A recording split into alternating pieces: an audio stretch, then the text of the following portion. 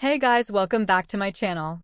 Before we dive into the video, make sure to subscribe and ring the bell icon. Let's dive in. What if you came home from vacation to find your own mother sold your house? And your sister drove off with the cash? When I came back, the driveway was empty. My nameplate was gone from the gate, just 2 holes where it had been drilled in. My mother stood by the porch with a forced smile, and my sister leaned against her new white car like she owned the sun. "You're back early," my mother said. I looked past them. The curtains were different. New paint? My paint wasn't that color. My sister grinned, swirling her car keys. "Bad news, genius. You don't live here anymore." I didn't answer, just looked around quietly. They laughed like it was a joke that had been waiting too long to be told. My mother smirked. "We sold the house. Needed the money to pay your sister's debts. You were gone too long." I nodded slowly. "And you didn't think to ask me?" My sister scoffed. "Ask you. You're the one who always says family comes first. Guess we took your advice." They were waiting for a reaction. Maybe shouting, maybe tears. But I smiled. Just a small, quiet smile. My sister frowned. "What's so funny?" I looked up at the balcony, the same one where I'd sat as a kid, watching my father leave for work. "Nothing," I said. Just realizing how perfect all this is. But here's the twist they never saw coming. What if the house they sold wasn't even mine? She rolled her eyes. "Perfect? You're homeless now." "Maybe," I said. "But tell me something. When did you finalize the sale?" "Last week," my mother said proudly. "Got a good price, too. Cash in hand." "The buyer's name was—" "I know," I interrupted. "I recommended him." Their laughter froze. "It started 6 months ago. The last dinner we had together." My sister was crying about her debts again. Bad investments, bad men, bad choices. My mother called her a victim. I called her careless. That's when I realized love doesn't blind. It rots. I paid off her last mess. Quietly told myself it was the last time. But a month later, I noticed strange activity in my property records. Access logs, bank documents. My mother's name kept popping up where it shouldn't have. At first, I thought it was worry. Then I found an unsigned letter from my lawyer, one I never received, stating a power of attorney had been filed under my name with a forged signature. That's when the warmth left me. I didn't confront them. I watched. Weeks turned into months of careful silence.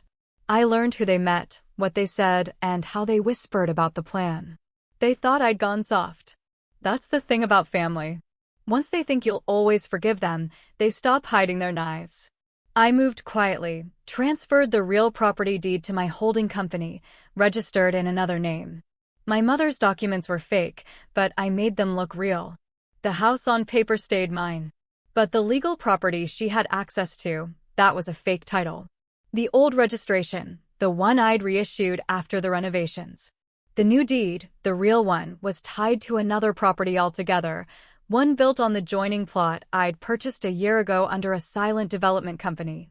The same address extension, same street, same everything except the legal description. I made sure the forgery matched that. They thought they were selling my house. In truth, they sold an empty title, a piece of land the company already owned. When I left for vacation, it wasn't to rest. It was to wait. I let them complete the scam. I wanted the paper trail, proof of forged permission, fake sale, and tax evasion. When they mocked me today, I wasn't angry. I was waiting for them to ask the wrong question. "You recommended the buyer?" my mother asked, her voice suddenly unsure. "Yes," I pulled the document from my coat, a folded set of papers stamped with the company seal. "He works for me, my development firm." My sister laughed nervously. "You're bluffing." I handed her the paper. "Read it." She did. Her face paled. "This says the title was 2 years ago." I finished. "The house you sold wasn't mine. It wasn't anyone's. The sale you made was fake. The buyer a controlled company. The money you received marked for investigation." My mother's lips trembled. "You wouldn't." "I didn't," I said coldly. "The law will." They stood there stunned. I stepped closer, my voice low. "You forged my name, stole my home, mocked me to my face, and you thought I'd come back to beg for mercy." I took out my phone, pressed play. Their voices filled the air. A recording from a week ago. He'll lose everything. Let him cry. My sister's eyes widened. You recorded every word. Silence fell. Only the wind moved between us. I filed everything this morning, I said. Forgery, fraud, and money crimes. But I'm not doing this out of revenge. I'm doing it so the next person you decide to betray will see you for what you are. My mother whispered, you can't send your own family to jail. I looked at the house one last time. You already did. By evening, the police came. I didn't watch them being taken away. I didn't need to. The real house, my real home, stood behind the next gate.